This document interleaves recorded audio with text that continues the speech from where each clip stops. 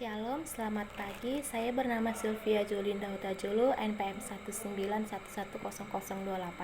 Prodi Pendidikan Bahasa dan Sastra Indonesia. Saya akan menjawab pertanyaan yang diberikan dosen kepada saya.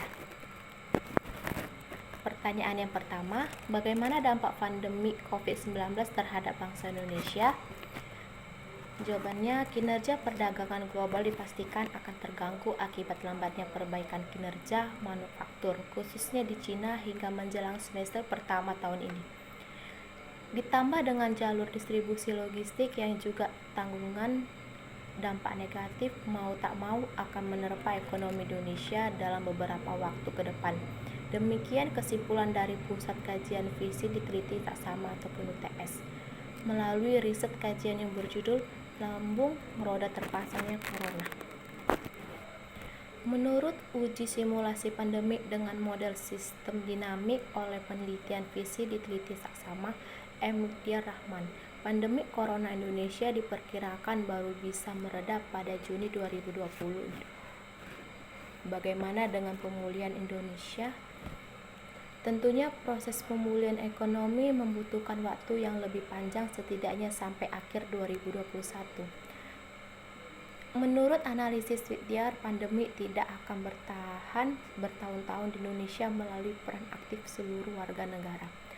Penurunan jumlah kasus COVID-19 seharusnya dapat lebih cepat dari perkiraan model tersebut.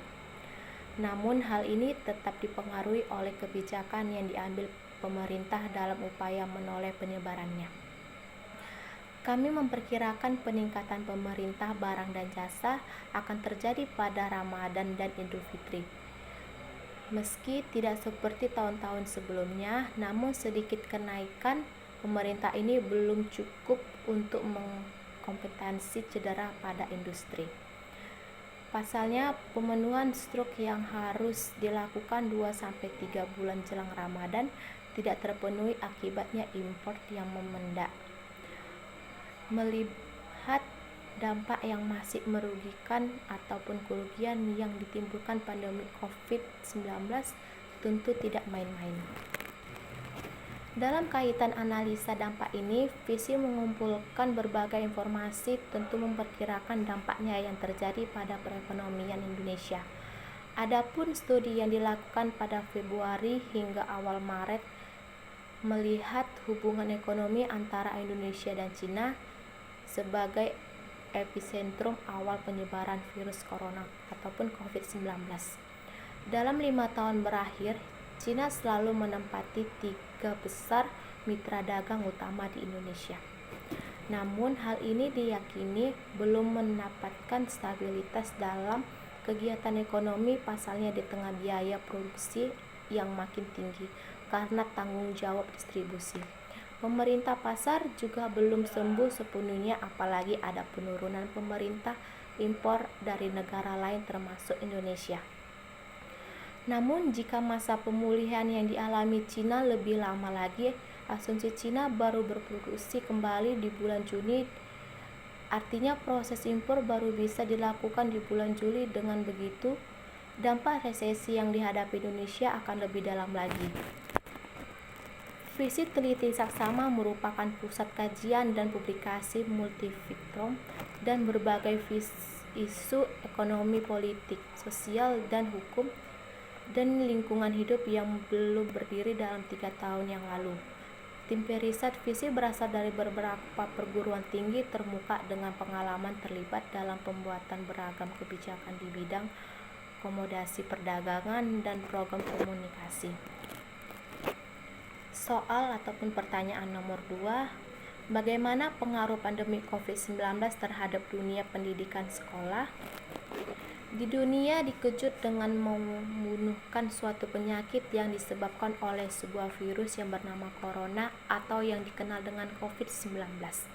Faktor yang menghambat terlaksananya efektivitas pelajaran daring di antara lain, yang pertama, penguasaan teknologi yang masih rendah, pembelajaran yang harus setiap menghadapi perubahan zaman sekaligus mengikuti perkembangan keadaan hampir sama juga dibilang oleh para siswa yang sudah terbiasa menggunakan teknologi dalam kehidupannya sehari-hari. Yang kedua, keterbatasan sarana dan prasarana. Pemilikan perangkat penduduk teknologi juga masalah tersendiri. Untuk kebutuhan pokok keluarganya masih banyak guru yang kesulitan. Yang ketiga, jaringan internet. Tidak semua sekolah madrasah yang mempunyai teknologi internet, sehingga guru-guru pun dalam keadaan sehat belum terbiasa memanfaatkan, walaupun jaringan seluler terkadang kurang stabil. Yang keempat, biaya. Jaringan internet sangat dibutuhkan dalam pembelajaran daring menjadi masalah tersendiri bagi guru dan siswa. Kuota yang dibeli untuk kebutuhan internet menjadi melonjak, dan banyak di antara guru juga orang tua siswa yang tidak siap untuk menambahkan anggaran dalam penyediaan jaringan internet. Adapun hal-hal yang perlu dipahami dan disadari oleh stakeholder pendidikan di antara lain. Yang pertama, orang tua. Pendidikan anak sejati adalah tanggung jawab mutlak orang tua, akan dipinta tanggung jawab atas anak mereka masing-masing. Yang kedua, guru. Pembelajaran daring harus menjadi penyadaran bagi guru bahwa mereka saat ini sebagai guru yang hanya mentransfer pengetahuan suatu saat yang bergantian pengetahuan suatu saat tergantikan oleh guru yang lebih canggih, yaitu guru mesin. 3. Sekolah. Dampak pandemi COVID-19 memberikan pengalaman berharga betapa peran sekolah atau madrasah yang selama ini sebagai sentral pendidikan sekolah tidak berarti. Program pendidikan yang dilaksanakan sekolah ataupun madrasah yang dianggap sangat penting karena berpengaruh terhadap kualitas pendidikan kini seolah tak berarti. Pertanyaan yang ketiga, bagaimana pengaruh pandemi COVID-19 terhadap dunia pendidikan dalam kegiatan perkuliahan? Hal ini sebenarnya tidak masa lalu bagi perguruan tinggi yang memiliki sistem akademik berbasis daring. Namun akan menjadi problem perguruan tinggi yang belum memiliki akademik berbasis daring ini yang dilakukan yang masih memiliki dampak positif dan negatif. Dampak positifnya yang pertama, kita bisa dapat materi dengan mudah dan belajar mengevaluasi pembelajaran sendiri di rumah. Keinginan hal kita masing-masing sambil tiduran, sambil makan, sambil bercanda bersama keluarga, yang pasti sembari menerapkan social distancing dan tetap menerapkan di rumah ataupun di kos mengikuti anjuran pemerintah. Yang kedua, kita bisa belajar di ruangan tertutup ataupun di ruangan yang terbuka. Waktu yang biasa ditetapkan untuk setiap mata kuliah di kampus, sehingga kita bisa mudah untuk memahami materi yang disampaikan oleh dosen tersebut. Kita bisa mengajukan belajar kita sesuka hati tanpa terpatok dengan jadwal mata kuliah. Dampak negatifnya yang pertama, banyak orang salah menggunakan waktu belajar online atau kurang bermanfaat belajar online. Banyak kita temukan waktu belajar online membuka Instagram, bermain game online, ataupun Instagram. Sedangkan e-learning yang dibuka hanya untuk absen saja, bukan untuk membaca materi ataupun belajar.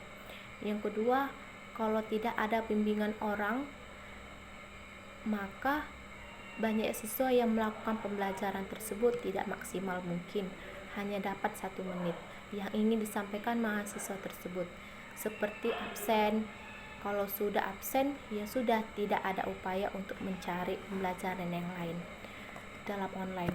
Kurangnya belajar mandiri seperti ini dapat berdampak pada materi yang tidak dipahami oleh mahasiswa, dan saat masuk kembali untuk mengikuti ujian dan pembelajaran lagi, mahasiswa ketinggalan dan tidak dipahami oleh materi. Itulah jawaban dari saya yang sudah dosen memberikan pertanyaan kepada saya. Terima kasih. Shalom.